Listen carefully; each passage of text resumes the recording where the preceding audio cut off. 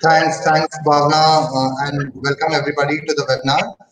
Thanks, Namrata, for joining us today. Really looking forward to learn from all your experiences. We have worked with giants like ITC, Philips, Mahindra, and now with DRL. So really looking forward to your experiences and learning from you on this session.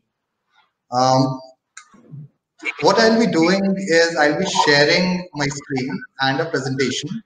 So just allow me a minute.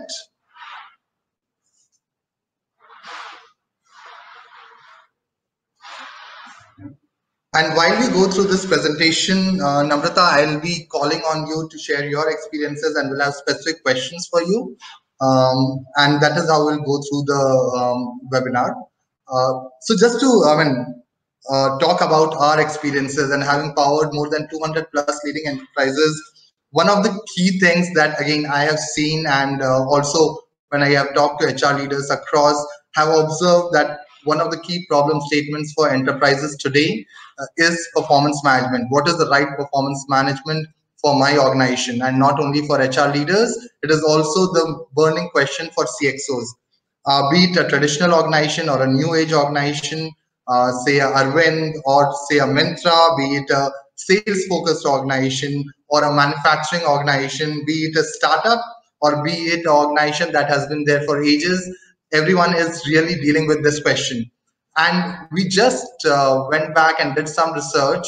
There is this research by CEB which quotes that over the past couple of years, what is the major focus area for HRs have been performance management system, and 81% of HR leaders have made changes to the existing performance management system but have not really realized the impact, and only 18% of HR leaders feel that they have made a difference in terms of the changes. Namrata, just wanted to hear from you on this and understand what has been your experience with performance management system when you have been working with the likes of DRL and Mahindra and other organizations where you have been pretty much forming policies and driving them?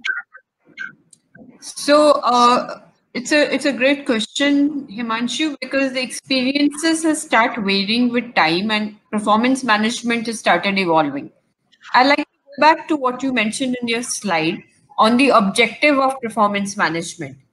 So objective of performance management is twofold. One is to, of course, improve individual performance, but also about leading to better business performance of the organization. The evidence has rather been weak that performance management system has either A, improved individual performance, B, improved organization performance. This has been my experience, though different systems and different processes, but this has been my experience. So I agree with your slide here. Great.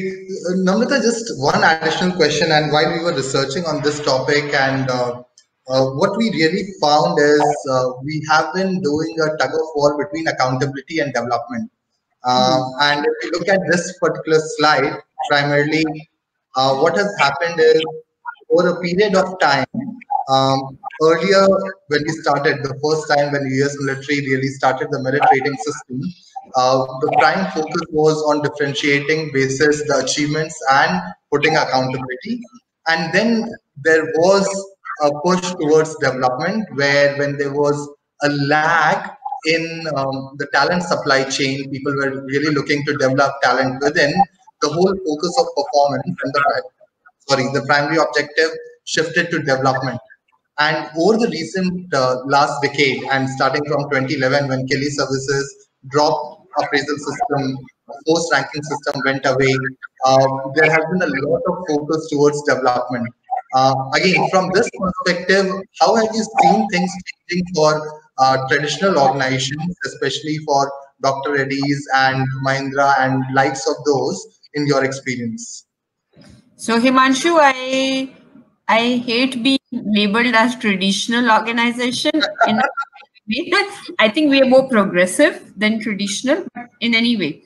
So coming back to your question, I think the focus has been more development, because you cannot introduce any system that doesn't motivate the employee to follow it. So mere accountability comes in many different ways, but the focus of performance management is development more than accountability these days. I completely agree with them. So it's about what are you doing for the company, and it is also about how is company contributing to my growth. So the focus on individual has been more, and when the focus on individual has been more, accountability is a smaller fraction than development. So your slide talks about the latest trend, and it is critical for all progressive organizations in there, right? Great, Namrata. So, Namrata, first of all, my apologies for calling your No. organization operations as traditional. Uh, but just to bring out one fact, and where I really wanted to understand a bit more from the organizations which are again really giants, when you're trying to do a change of this sort, where it has to be more development oriented, where we were coming from a say a GE age where it was mass production and everyone there was a force ranking, driving those kind of changes. How was it really done, driving from accountability to more development oriented? So, 3 points here, Himanshu, on the question that you're asking. First is that we calculated how many man hours we are spending on a process that actually is not yielding results. So, when we Mm-hmm, calculate man hours, it came to 75,000 man hours were being spent in the normalization and the related processes. So then we see what is the ROI? How are these hours spent? So one way was to go with heuristics and anecdotal evidence. Second was to go with real empirical data. So we resolved mm-hmm, to the latter. We saw the empirical data itself said 70,000 hours are spent and nobody is getting motivated, right? It is mm-hmm, not like after performance management, your rating is delivered, your performance significantly improves, right? mm-hmm, Then we wondered what are people looking for. So we did another insight, and this time we went through a chatbot to get an insight. How are the people feeling? What are they looking for? So mm-hmm, while people are looking for career growth, we are giving them ratings, and ratings is neither benefiting the organization. The normalization of ratings is neither benefiting the organization nor mm-hmm, benefiting the business. So it mm-hmm, is because I did normalization, my share prices increased, right? So there mm-hmm, wasn't any sort of a relevant correlation there. mm-hmm, Then what are people looking for? Why can't we do them where each one holds himself or herself accountable in the process? mm-hmm, Hence, so that was a very big realization. And to answer your question, how was the change perceived? When we are taking out negativity from the system, when we are giving them more freedom and more empowerment in their hands, I think it's very easy to bring out that change. The other kind of change, when we are depriving them of something, is very difficult. So it's a very win-win situation, and it's almost like that eureka moment. Why didn't I think about it before? mm-hmm, mm-hmm. Great. Yeah. And that's exactly where, Namrata, we come to the question for the day, where, as you really rightly put in, you evaluated the effort versus the output. You talked about 75,000 man hours really going into normalization and not leading to a real output. Uh, and we have lately started hearing employee-owned performance management system. And again, we have toyed with multiple ideas in performance management system, be it a balanced scorecard, be it management by objectives, be it a continuous feedback to drive growth and development. And lately, we have talked about employee-owned performance management system. Really wanted to understand your views and in terms of employee-owned performance management system. And I come to the first question here for you. What do you really mean by employee-owned performance management system? Are there certain attributes that can be employee-owned and certain attributes that can be controlled by organization? So I like to take a step back, right? And when Mm-hmm, am I highly like to perform? When am I like so the if you go to this whole what motivates employees, there's this whole TED talk and also a book by Daniel Pink, which talks about 3 things that employee looks for: mm-hmm, autonomy, mastery, and purpose, right? So right. let's assume that purpose is a given and everybody has their own purpose, but mastery and autonomy. If I have freedom to deliver the results the way I want, and when I want, however, I am the only one responsible, right? I will be highly motivated, and if you see the motivation and outcome, they're very correlated. So, one part. The second part from literature, if you see the human motivation theory, the second part is if my workplace is not about, I am not about what I do, but who I get to be. So these things clearly point out to the autonomy that an employee is looking for. And if you see all of the HR processes that we design, performance management system gives the least autonomy to a person, to an employee. So what can we do? The To answer your question, balanced scorecard, Hosh and Connery, policy deployment, or management by objective. This is not a either or situation. It is an and situation. Can we have the can we have the KPIs? Can we have the results? Can we be objective? Can we have the balanced scorecard in place and yet give employee ownership of their performance? And when you say performance is what you achieve and how you achieve it, right? Tell employee that we are looking at both the aspects, what you achieve and how you achieve, but it's up to you. And you take a feedback when you want to and what you want to. But we want to give you a feedback. So we are not saying you give a feedback after 6 months, you give your feedback after 4 months. Whenever you think you are in a milestone, whenever you are stuck up, whenever you need, you come back with the feedback. So in a way, I drive at the pace I want, at the time I want. So employees want that kind of empowerment at any point. Now, coming back to answering the question, the last aspect of this is the social system. This is a mass customization. I want my Facebook page, my LinkedIn page, and my Instagram page the way I want. I want Netflix, whichever movie I want, when I want, and how much I want. So, when you are encountering this kind of freedom in all your spaces, you would want that in performance. And the moment you bind them down, they would repel against the system, and it will be a lot of disengagement for the organization. So, this always bring it up, and this will always give a greater freedom of choice to them. So in a way, you are giving it in the hand of employees. You are empowering them to do when and how they want to do it. And my fundamental personal belief is trusting people, they always do the right thing. Great. So, Namrata, just being the devil's advocate here, and I mean, we have heard of theory X and theory Y both. While I agree with you that yes, in today's day and age, the more empowerment you give to employees, the more they deliver. But being the flag bearer also of the business performance, in terms of aligning every individual's performance to business performance, as you rightly mentioned in the beginning of the webinar. How do you ensure that that control still exists when there is an employee-owned performance management system? Because you can empower everyone, but everyone being aligned in the right direction and really fighting towards the right cause, how do you bring that alignment and that amount of control while balancing the empowerment? So I think let's go break down performance management into different parts. So let's break them for 6 different parts, right? The first part of the performance management is organization objectives, which is, let's say, an organization scorecard or a balanced scorecard for the organization. That's done by the business, right? So that is done by the business. The organization decides depending on shareholders' expectation of growth, the business strategy of the organization. Then translating the business scorecard into individual goals.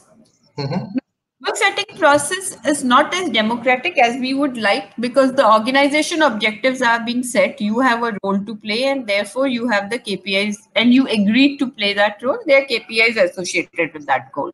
That will not be so much democratic as the other processes in the organization. Now, once the goal has been set, and targets have been agreed. Just sorry to interrupt here, Namrata. Just wanted to understand. So you're saying that goal setting should be a discussion between manager and the employee, and not completely owned by the employee themselves. So goal setting, I think, is a mutual process, but goal Mm-hmm, setting is two parts. One is mm-hmm, understanding what the goal is. Second is employee. So second part, which we call as pulse conversation, is employee goes to the manager and say, if this is what expected of me, this is what I need. So that way, mm-hmm, a lot of through these pulse conversations, you are giving a lot of freedom to the employee, mm-hmm, giving it in the employee's hand. Okay, this is what we agreed as my goals. However, I don't have ABCD. Please give me mm-hmm, ABCD. So, in fact, the power here by having these pulse conversations, you're giving power to the employee. mm-hmm, mm-hmm. Yep. Okay, okay. Yeah. So that is where I'm saying that it is an employee-owned goal-setting process. That where Okay. is getting power from the. Does it And answer? still, yeah, and still the targets flow from the organizational objectives, right? And that is the control that you're keeping from an organization and the business. So I don't think we should call it control, Himanshu. I think Okay. what I would like to call it is that employees' contribution towards organization objectives. So Okay. employee decides that this is the role, not the employee. That is a Mhm, role-based objective. The role mhm. decides this role has to contribute so much to this process in the organization. And the Fair enough. role targets are then discussed between employee and manager. The employee says, if this is what is expected of me, you need to Mhm, give me ABCD. Like I need mhm, more resources, I need more budget, I need more freedom, I need a different location, I need a better travel plans, all that. mhm, Yeah. So mhm. that is Okay. something. Yeah. So again, a related Sorry. thing, Namrata, when we Sure. are actually, sorry, Go. yeah, go on, Namrata. No, I was saying that when I was explaining the process, I think when I said goal setting, the two parts are very important in a Mhm. nutshell. Please carry on. Right. Okay. So I would just move and understand the implementation. So we have understood what you really mean by employee-owned performance management system, but when we actually look at implementing it in an organization. And again, when I look at how we have been doing it in the past and how we are transitioning out and focusing more on development, there are few questions which I really wanted to understand. The first one is, and we have already answered, how do we align individual and org goals? But how do you really reward performance basis an employee-owned performance management system? Because the differentiation element is kind of taken out. Hmm. Yeah. So how would you really go about it and do it in an organization? So I think first of all, it's very important to understand what is performance management systems applications. Mm-hmm, mm-hmm, Management system has basically four major application. One is in the compensation, which is your variable pay and increment, right? For the mm-hmm, organization. Second is talent, where you are based on what kind of performance you are doing, what role would be more suitable for you, right? mm-hmm, Third is engagement, what kind of performance management you had and what kind of engagement you had. Fourth is development, right? These are the right, four that you're used for. I think in your mm-hmm. question you're asking is more on around compensation. How will we Yeah. differentiate? To start with Yes. compensation, and the next question would be on all the downstream feeds, as you rightly mentioned, be it career succession planning, be it engagement, be it development. How do you really manage all these activities linked to performance in an employee-owned performance management system? So once the performance has been evaluated, all the goals, how a person did it, when they did it, how they did it, how much actively a manager was involved, then let's say the company decides that at the end of the year, they want to Mm-hmm, give an increment to an variable pay to an employee based on performance for past year. mm-hmm, Now mm-hmm. and the employee have a conversation, and Mhm. based on the conversation, the manager knows that this employee exceeded or did not exceed the expectation. And let's say Mhm. manager has 5 employees. He's given a kitty of the money that he owns, and he Mhm. decides that since his team has exceeded target, which person made him do the most. Basically, Mhm. the freedom to differentiate is given to the manager Mhm. without labeling it as a rating, without spending a lot of time. And I Mhm. think the main key to success is the quality of people manager here. Mhm. Mhm. While we have been circumventing it and we have been compensated through the processes, but Mhm. actually the way to do it is through the quality of discussions and quality of people management. So what we have done is we have labeled employees, we have made mathematical equations. While it is not all science, there's a part of art here also, and you have to Mhm. trust the manager and empower the manager when you're also empowering the employee.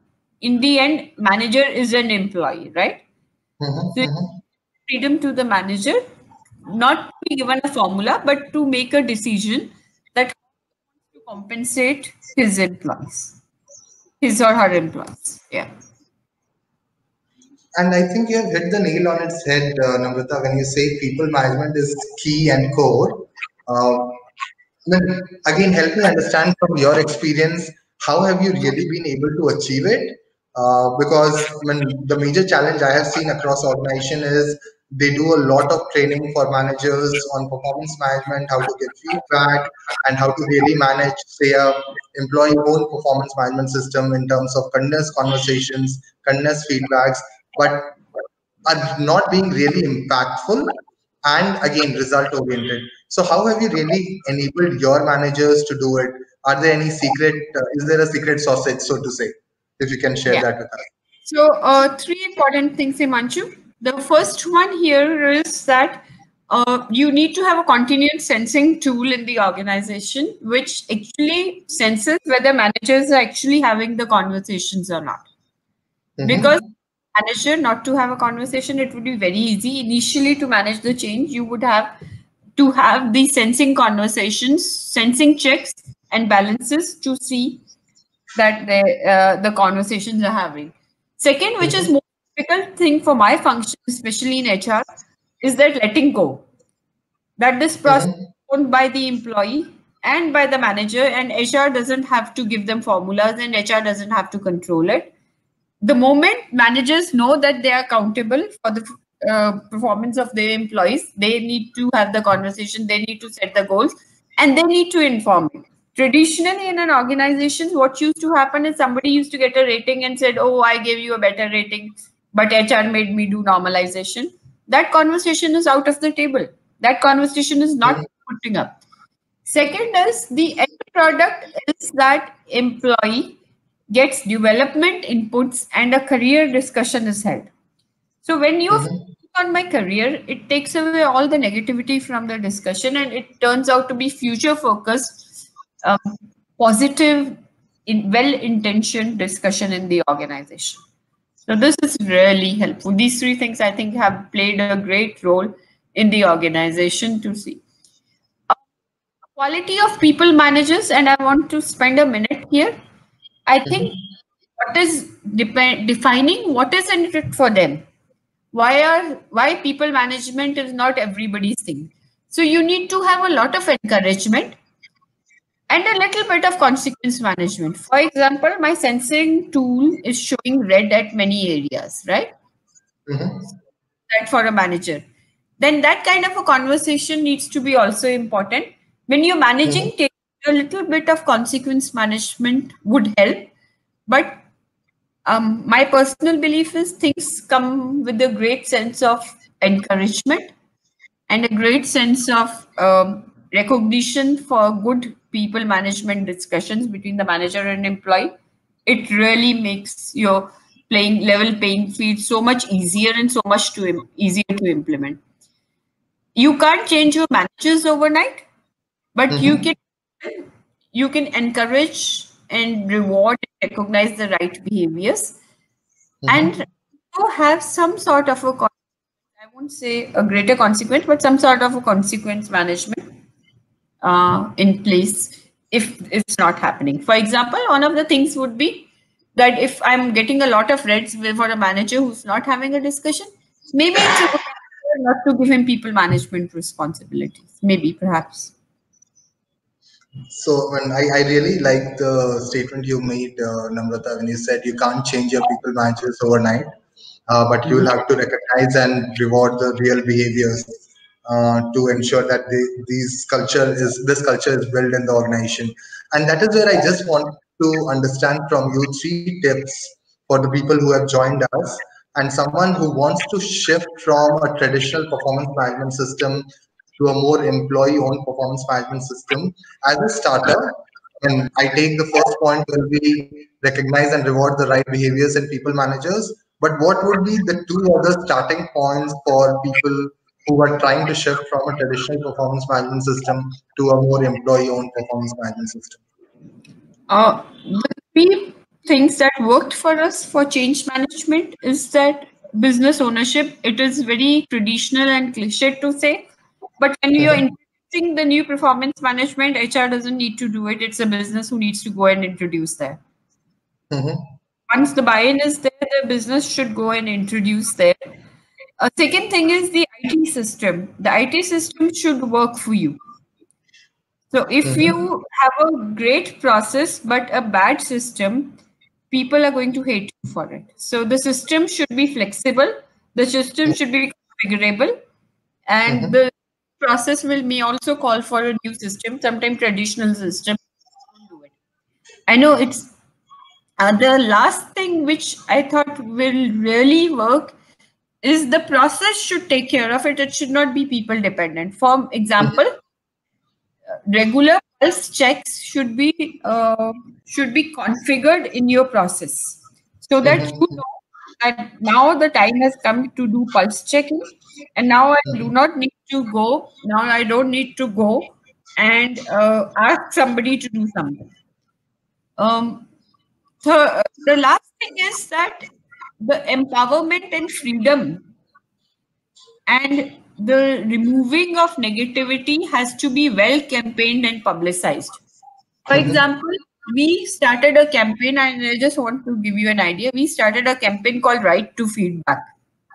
Mm-hmm. So each employee has got a right to feedback. So have you exercised your right yet? So I thought it really went well. Can you elaborate on this right to feedback a bit more, Namrata? Was it an employee thing or was it a manager thing? How was it really structured? So we told all employees that you have a right to your feedback. So Mm-hmm. you to ask for a feedback. If you haven't gotten it, it's your fundamental right. It's like a constitutional right. So you Mm-hmm. ought to get a feedback, and you ought. The second campaign was the quality of feedback. So the but right to feedback campaign was for the employees who we said that you have a right to get a feedback, and you should exercise your right to get a feedback in many more than one ways, right? And have you exercised your right? Somebody has Mm-hmm. said you're right. So we got a lot of instances, and it was one of the most loved campaigns. And rather than you said employee owned, so this made it Mm-hmm. employee. Give me my feedback. Why haven't you given me my feedback? So those were the conversations rather than I have to give you a feedback.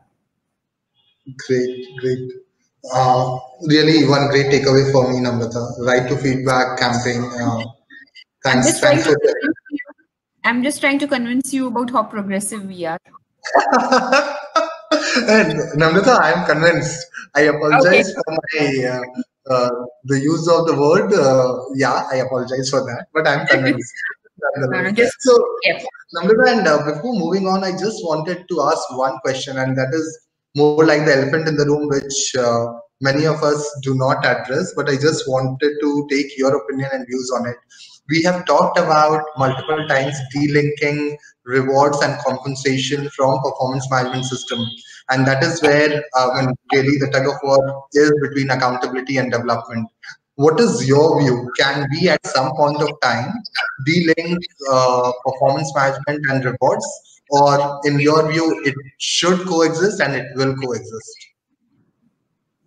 So, if I were to divide my question into two parts, the first part is that rewards are an integral part of your performance. I expect to be rewarded for my hard work in the past year.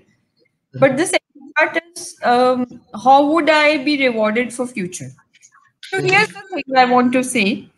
The bonuses or the variable pay or performance pay is the past, right? So you Right. need to wait for the goals that you have delivered in the past. So this is Mm-hmm. something that is agreed with you in your compensation, and there has to be a logic to the variable part of your compensation. So Mm-hmm. that in care. However, more and more organizations are talking about having a variable pay at all levels. Does it make a difference to put it and everything? So this is something that is absolutely taken care. So that should be a part of performance. However, some of the organization I see are basing their increments on the performance, and I Mm-hmm. think more and more I see compensation science and where it is tilting towards. I think they're very market based increments. So increments should be based on the market parity and the Mm-hmm. interparity that you have in the organization, and they can be totally delinked with performance. However, Okay. performance pay, because it's a part of your CTC, you've agreed on the objectives by which you'll be measured, it will still be a part of your the compensation will still be linked with the that part.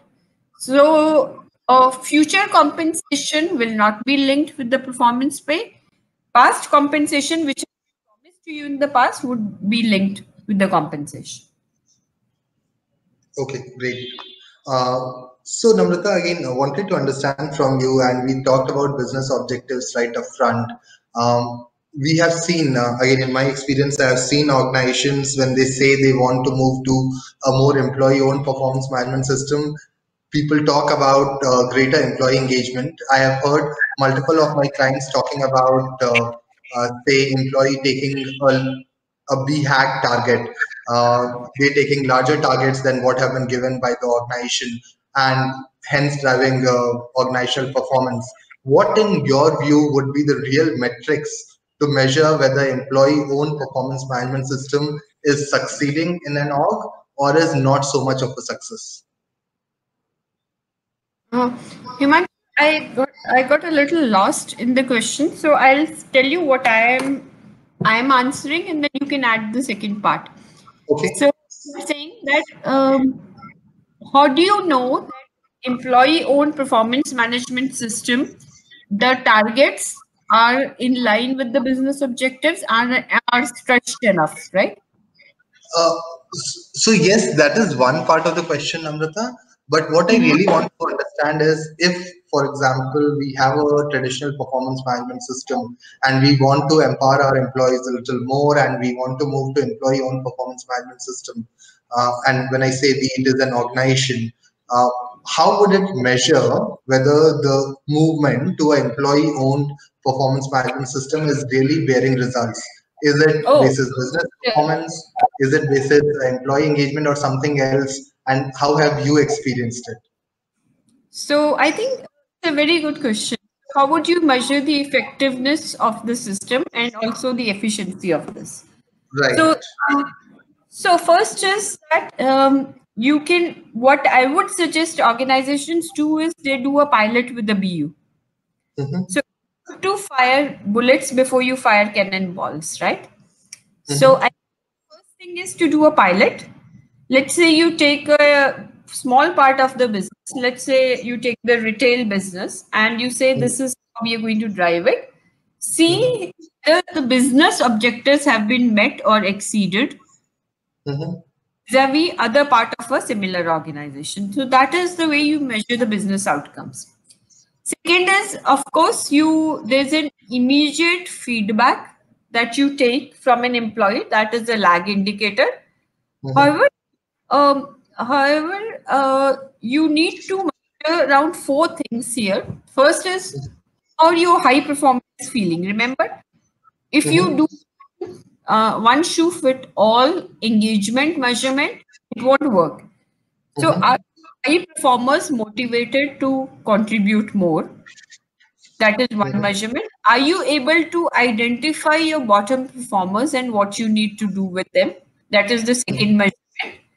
The time and energy spent by the organization and the cost organization incurs for that.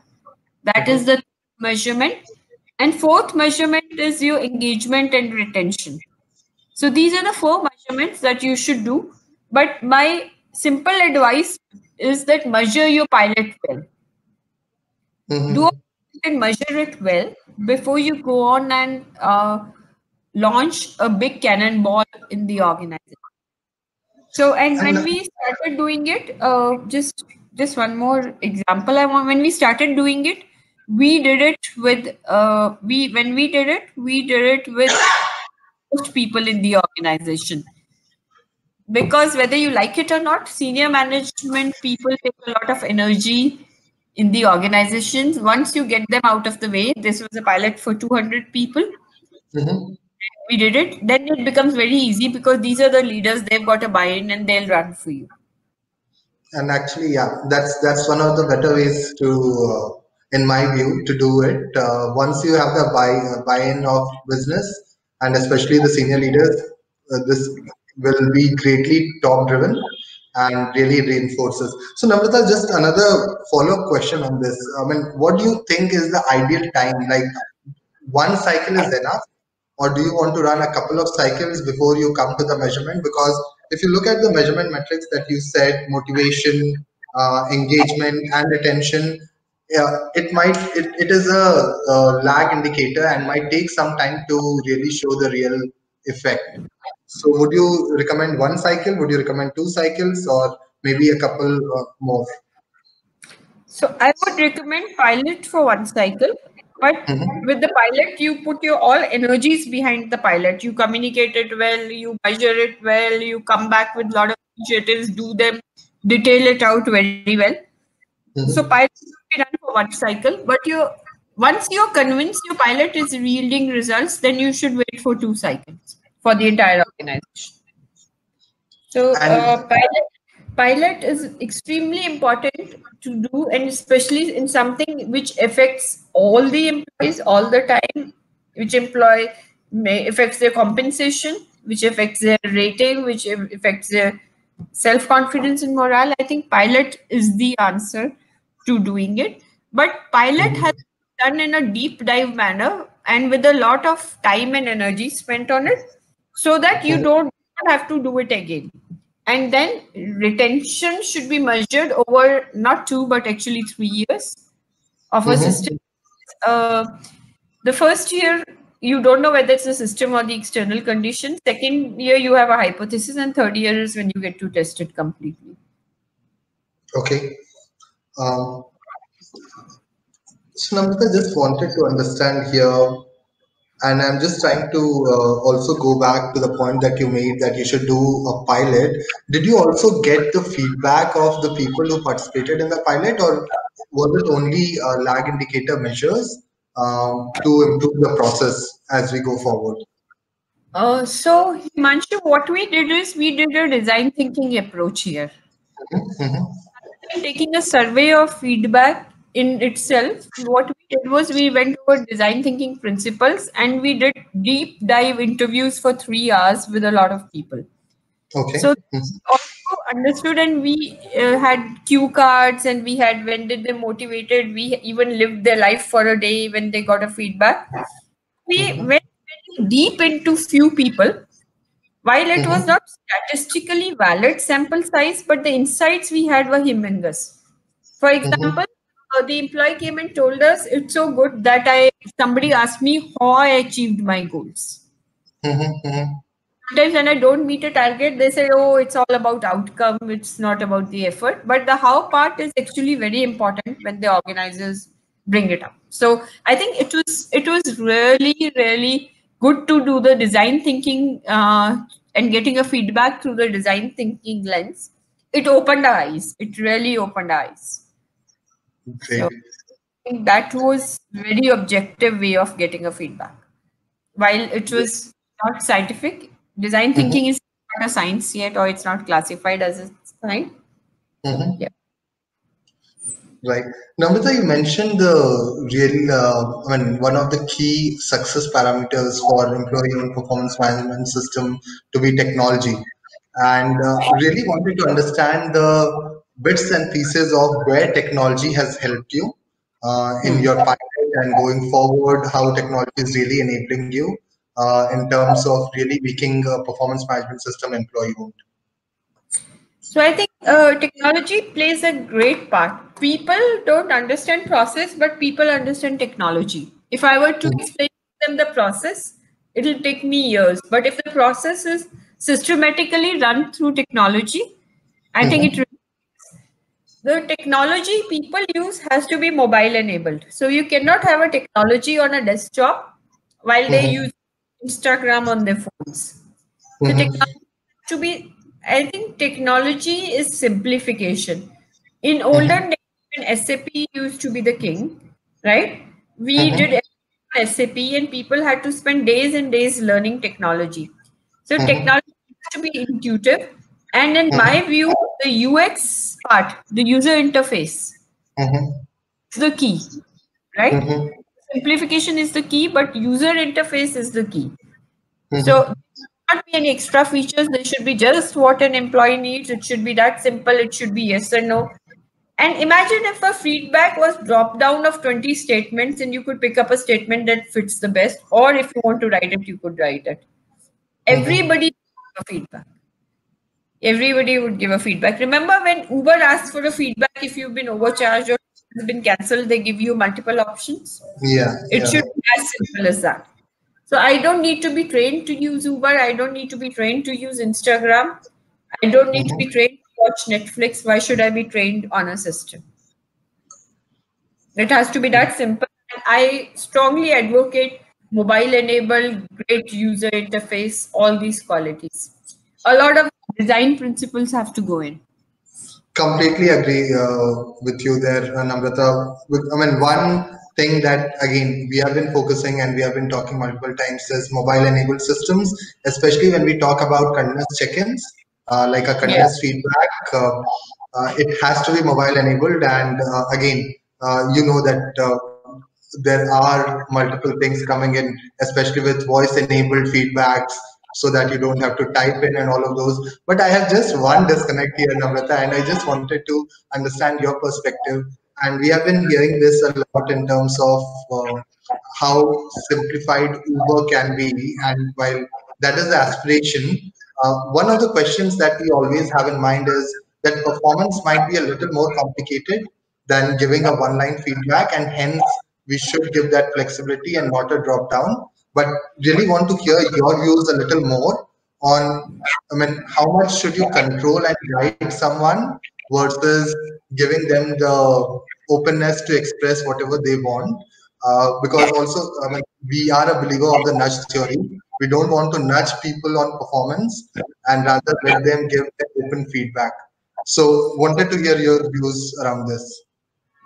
So here is my views that we did an experiment with the controlled group by giving them freedom to write what they want, and another control group by giving them drop down and Mm-hmm, freedom to write. mm-hmm, Uh, all the 10 people finished it on time and gave a feedback in addition to the drop down. But the people we had given them to write, they hesitated, they took longer, and some of them did not complete. So I think we have to design a process that works for you.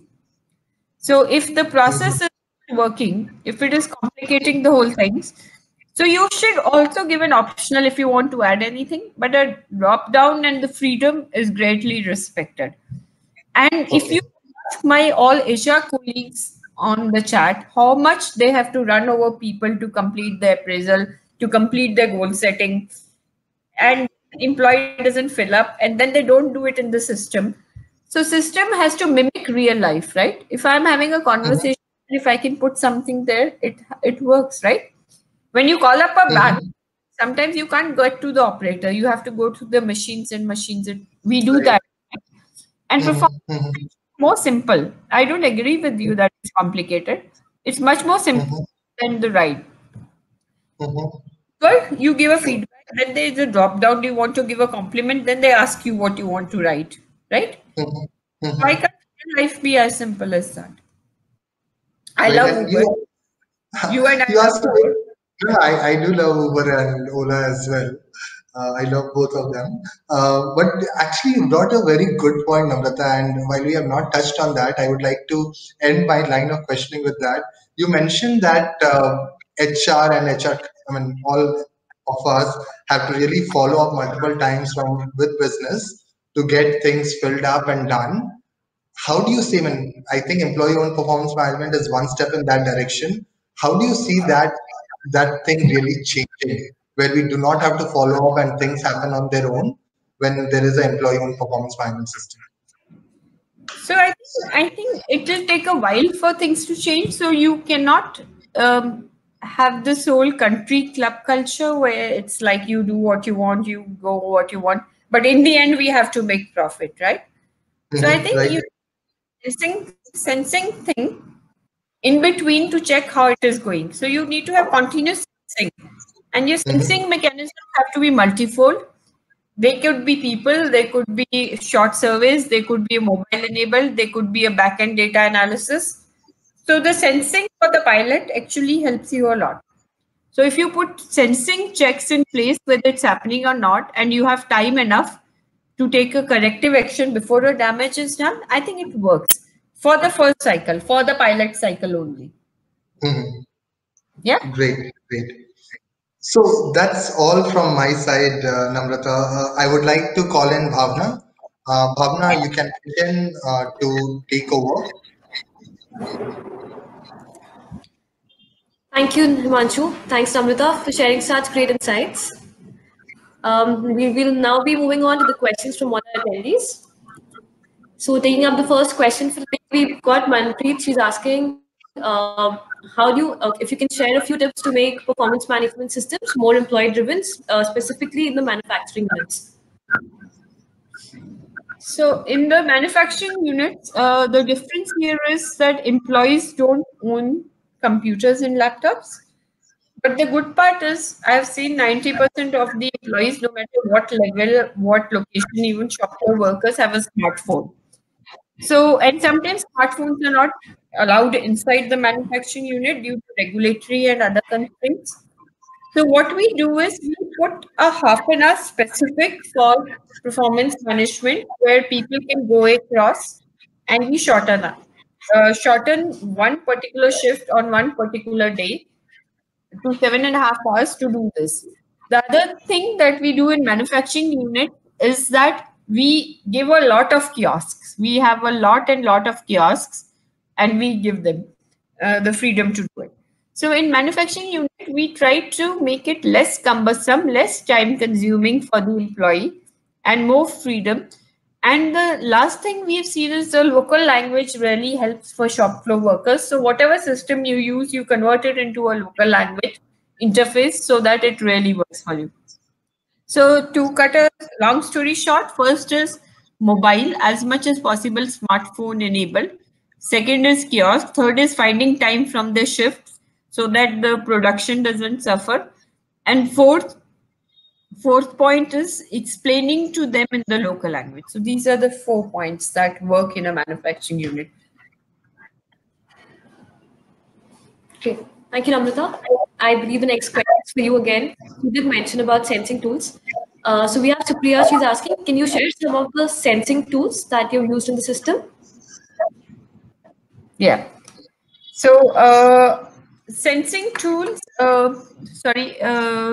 in the system. So sensing tool could be as important as a with the app that you have for the system. You could just ask, how was your quality of feedback? Did you like the feedback that you got? And it could just pop up on your phone the moment you open it or on your desktop. And it could be extremely simple. So that is the tool that you use.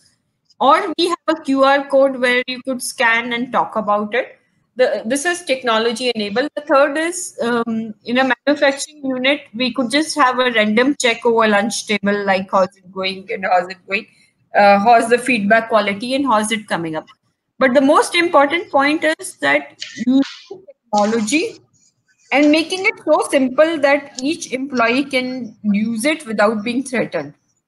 So one of the things that worked for us beautifully is an iPad at iPad kiosk at the lunch table, where we just ask people to come randomly punch and go away, and it really gave us a great insight.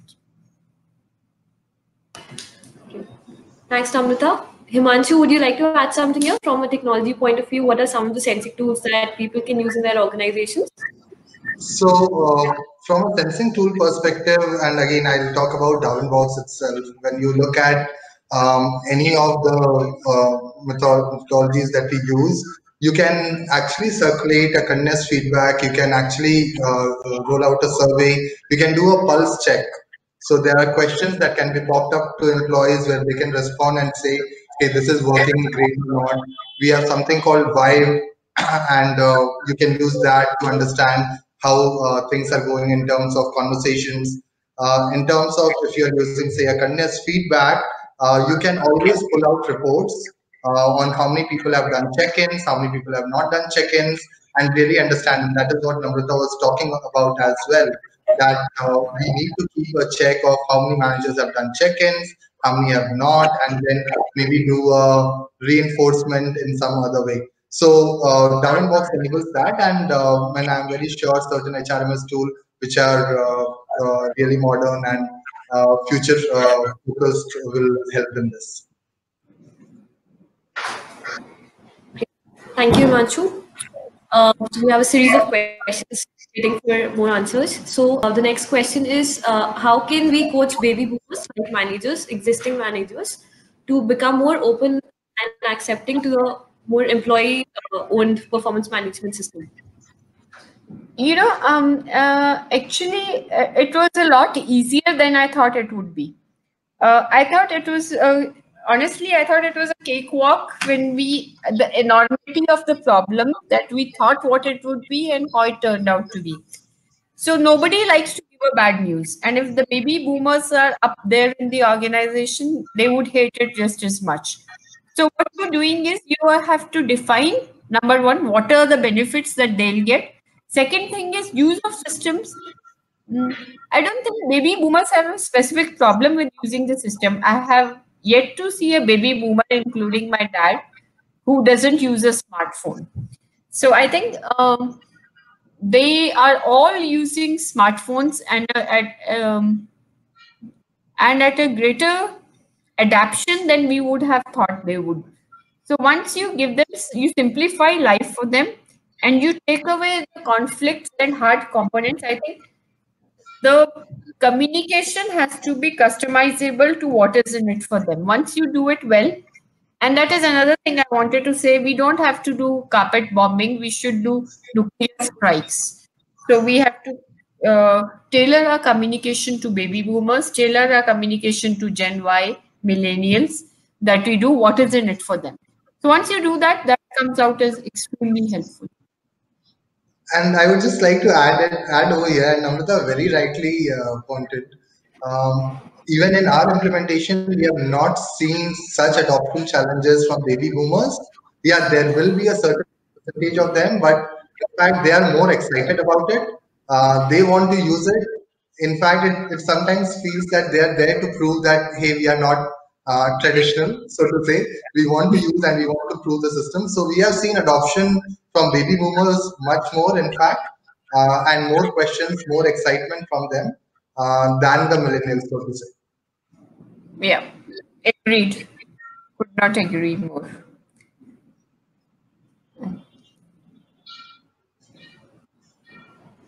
Great. I think as rightly said, I think communication plays a critical role here.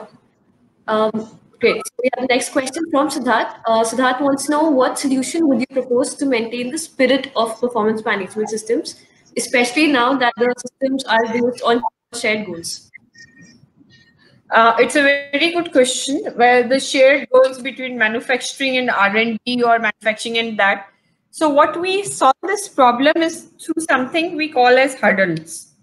So before we set the goals, before we take the targets, we do a lot of huddles where the key stakeholders, for example, let's say in pharma, you're going to manufacture, but the estimate has to come from sales and the know-how has to come from R&D.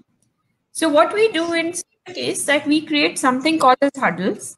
These huddles actually put everybody together in a room where they together with all the empowerment decide what the shared targets or shared goals would be. And once this is done, then it is nicely cascaded down. And what we do, the second thing we do is provide a visibility. Provide a visibility to everybody in the system about everybody else's goals. So once you have a visibility, once you have set the process in motion, the transparency is taken care, the ownership is taken care, and it goes a long way improving. And actually, organization achieves their target at a greater pace.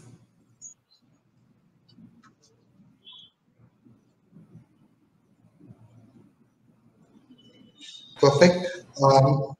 Bhavna, are there any more questions?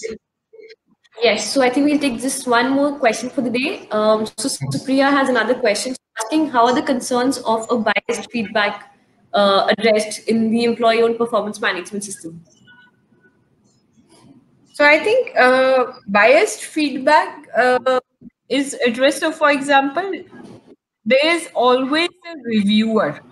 When you give your comments, this is always visible to the reviewer. And second thing is, as I said, one is that rewarding the right behavior, but also consequence management for a biased feedback has to be there in the system. So in a traditional system, and HR and L plus 2 do a check and balance. In this system, the same system is followed as there, but you look at it, the feedback in a greater detail. In fact, one of the instances I like to point out when a manager had not given unbiased feedback and a very sketchy feedback on the system, the manager's manager actually called him up and said, "Hey, this doesn't seem right." So basically, rather than giving a number and somebody looking at the number, the manager's manager was able to review in a greater detail what was the expectation and what has been achieved. So to me, this system of giving employer freedom of owning their own performance gives more check and balance than you could just hide yourself behind one rating or one number. And yeah, I mean, just one point over here, which I wanted to mention. So, Supriya, when you look at the whole premise of employee-owned performance management system, it is open and fair conversations and communication. And this is enabled both ways. So, for example, if a manager is giving a feedback, if at any point of time there is an apprehension that this is a biased feedback or my rating is biased, the grievance redressal mechanism is as stronger, and that's where the organization maintains its control, where employees can come and talk to either the reviewer, that is the skip level manager, or raise it to HR, and that is where HR really steps in to ensure that the control is maintained. So again, the premise is open and fair conversations as much as possible. It is not only in feedback, it is also in challenging the feedback and understanding if there are specific development areas or focus areas for any individual.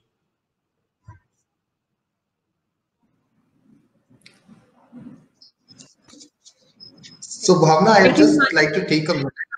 Yeah, I'd just like to take a minute to talk about the continuous feedback research that we have done. We have talked about 100 plus Indian organizations and have analyzed around 32,000 plus conversations and have come out with a report on continuous feedback on how organizations can really use it to make a more employee-owned performance management system.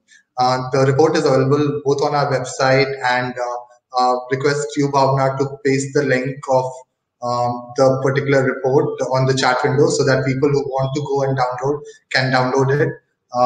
So again, if you are looking at employee-owned performance management system, in my view, one of the key tenets is continuous feedback, and that is the first stepping stone, if I see it right, in terms of driving an employee-owned performance management system. We have seen organizations across sectors using continuous feedback as a first stepping stone and then moving to employee-owned performance management system. So do go through the report and let us know your feedback as well.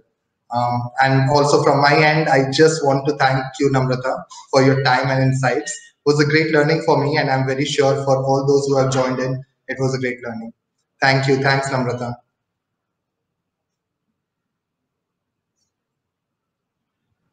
Thank you, everybody. Thank you, Himanshu and Bhavna, for being an excellent Thank you so much, host. Himanshu. It was a pleasure. Thank you, everybody. Thanks. Thank you, Namrata. Thank you. Great. So we've shared the downloaded report with all of you in the comment section. With this, we come to the end of today's webcast. We would like to thank our webcast partner, Darwinbox, and our speakers, Namrata and Himanshu, for their invaluable input. Please do share your feedback in the survey link provided in the chat section because your input matters.